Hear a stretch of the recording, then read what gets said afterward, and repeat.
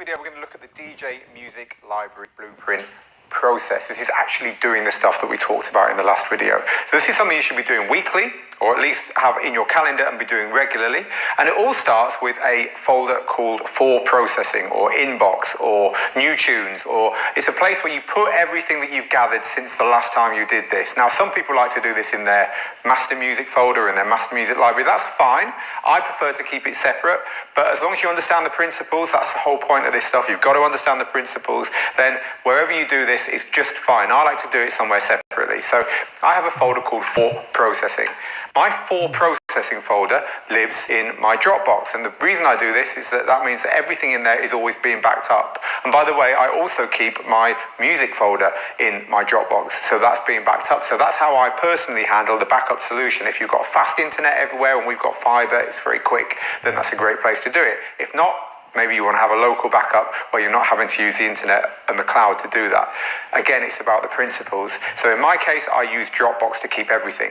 So my For Processing folder is here, and if we have a look in there, there are 4 tunes in there at the moment, which I've added over the previous few days, weeks, and I am going to get anything else that is new to me and put it in here now. So this is going to be stuff from your download pools, if you remember a download pool, stuff you've bought. So for instance, if I'm buying tunes, I've just bought a tune here from Beatport, and I'm going to download this tune. When this tune arrives, it's not going to arrive into my processing folder, so I'm going to have to go and get it. So this is where you're gathering everything together. If you're ripping CDs or you're ripping vinyl, you're going to go and find those tunes and you're going to bring them all into one place. I'm now going to get that tune from my downloads folder and I'm going to drop it into my processing folder, and then I've got everything in one place.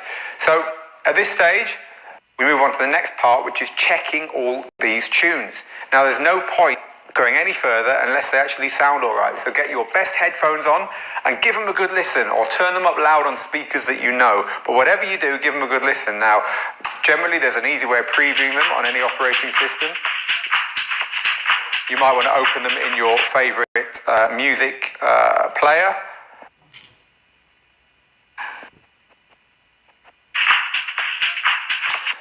Whatever you want to do, I like to have a quick shortcut like that to save me having to go and add it to iTunes or DJ software or whatever. Just have a quick listen somewhere that's easy. Whatever you choose to do, have a quick listen and go through them all and make sure they sound all right.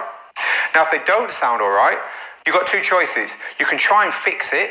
So for instance, one piece of software that I love is called Platinum Notes, which is kind of like an auto mastering piece of software. This is Platinum Notes. You can take tracks that have got errors in them, drag them into here, and Platinum Notes will do its best to try and fix that track. It'll fix clips. If it's got clipped digital distortion in it, it will try and add some dynamics back if it's been over compressed. Do all kinds of little tweaks to it, and sometimes this really does work, and sometimes it can really take a lot of the imperfections out of a track. For instance, it's identified 355 clips in this track.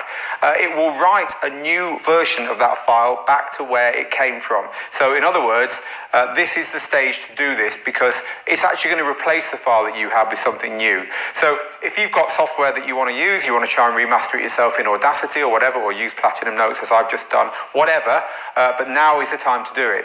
Now, here's my new version. The old version is still there, but now it's time to listen to the new version and see if it's been fixed. Listen to the parts that weren't pleasing me. But putting this effort in early on to make sure your tunes sound great is really important, and trust your ears at this stage. If they don't sound good, it doesn't matter where you got them from, and it doesn't matter how good the file type is or whatever, ditch it. So I've now got the files I need, and I prefer the new version of that, so I'm going to get rid of that old version.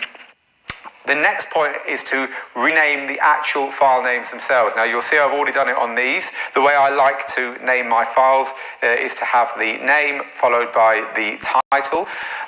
This one here has come from Beatport. I've just bought it and it's not done that way. So I'm going to rename it that way. And the reason we do this so early on is because once we've set the name of a tune, we don't want to change it. Once we set the name in its file name, we don't want to change it, because if we change it, our library software won't be able to find it anymore, because that's the way it finds it. It looks for the name that it knows. So once our library software, whether we're using iTunes or whether we're using our DJ software, knows about the existence of a file, we don't want to change its name. We can change other stuff about it, but we don't want to change its actual name. So that's why we set that nice and early. Now, another thing I like to do nice and early is run any processing software that doesn't alter the name. Now, we just used Platinum Notes in order to make a new version of that track that sounded a bit better. That altered the name, so I went in and did that first. So now the names are set for these tracks. But the next thing I like to do, if there's any software you want to run which is going to do any auto processing on that file, now is the time to do it. And the software that is the archetypal software that people use here, the only one I'm really thinking of is Mixed In Key, although you might use other key detection programs. Now, even though nowadays key detection is built into most DJ software, a lot of DJs still prefer to use Mixed In Key. They've always used it. It's the best key detection algorithm. It's got stuff in that others don't have. But if you want to do that stuff, now is the time to do it. A Mixed In Key will analyze your files, add the information that you want, the key information. Maybe you like Mixed In Key's energy detection, which tells you how energetic a track is using clever algorithms and so on. All this stuff is added to your files. And very important, if you do want to use Mixed In Key, by the way, is to read the tutorial for the software that you DJ on, so that you set the software up correctly to add the correct information to the files in the place that your software can use it. So let's recap. We now have files that sound great. We've named them in the convention that we like to use if it's important to us to rename our files at all. It is to me because I like to sometimes search for stuff just in a folder or just in a file, or put some tunes on a USB stick and know what they are without having to use any other software. So that's why I do this. It's why most DJs would do this. So we've named them the name they're going to end up sticking with. We've checked that they sound okay. We've done any pre-processing on them. So these tunes are now ready to add to our main library. And our main library is where we're going to do the next set of work on these tunes. Now, I recommend having one folder to keep all your music in. Just keep it all in one place, and then use whatever library software you're using, whether it's iTunes, we're going to come onto that in a minute, or whether you're just going straight into your DJ software. Use that to do your further organization on your tunes. Some people like to keep their tunes in genre folders, which I don't recommend because genres change and your view of genres change. Or other people like to keep them in year folders. That kind of makes more sense. Just have a folder for each year, and as your DJing career builds, you've got one place to keep everything that's come from that year. But if you're adding tunes from previous years in this year, then where do you put them? Do you put them back in that previous year's folder, or do you put them in the current year's folder? You know, to me, that's just you're adding complication. To me, have one music folder, and in that music folder, dump all your music and do the rest of it in your library software. Understanding this is more important than the actual way you do it. Keeping it simple, I think, is also advisable. So anyway, I'm going to take all my music from my processing folder, because it's now processed, and drop it into my music folder here. So that's now all in its final resting place, if you like. That music is now not going to leave that folder ever, which is important because our DJ software or our library software won't know where to find it if we move it. So it's not going to leave that folder ever, and I'm not going to change its file name ever. I've also done any pre-processing I want to do on it, and I'm happy with the quality of it. So we're a long way down the line now to getting to where we want to be, which is DJing with this music. But the next step is to introduce that new music to whatever we're using as a music library software platform. So whether we're using the music library in our DJ software, as I said, or whether we're using iTunes, and I'm going to show you all of them now, we need to tell that software that music exists. So let's start with iTunes. Now, of course, I'm doing all this on a Mac. The way you handle files is pretty much exactly the same on a PC, so these processes are similar. So I've now opened iTunes. Now, iTunes, the benefits of iTunes are that it's universal, it's in all DJ software, it's easy to get stuff onto your iPod and your iPhone for listening, all kinds of other stuff. It's built into your operating system, especially if you're a Mac user.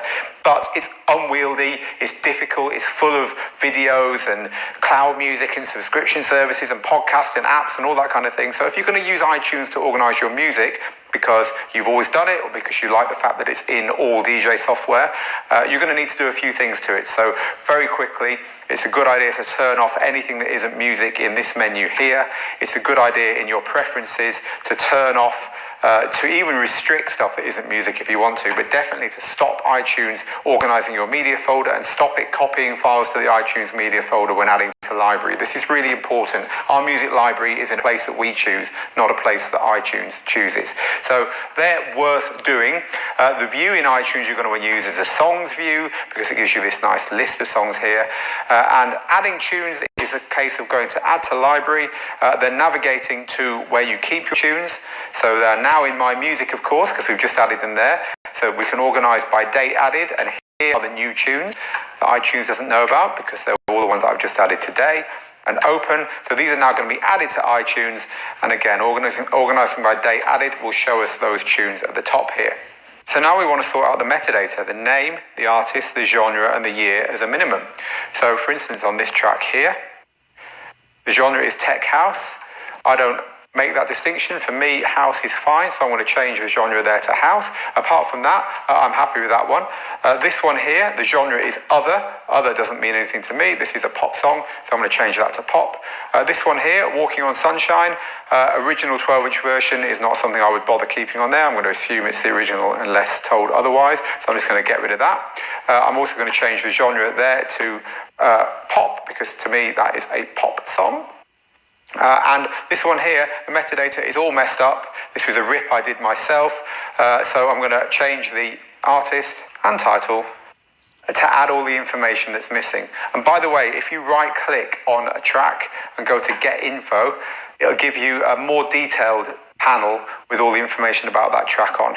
Now in our DJ Music Blueprint process, I've put 3 boxes next to each other here, which is kind of not what you're meant to do in flowcharts. But the reason I've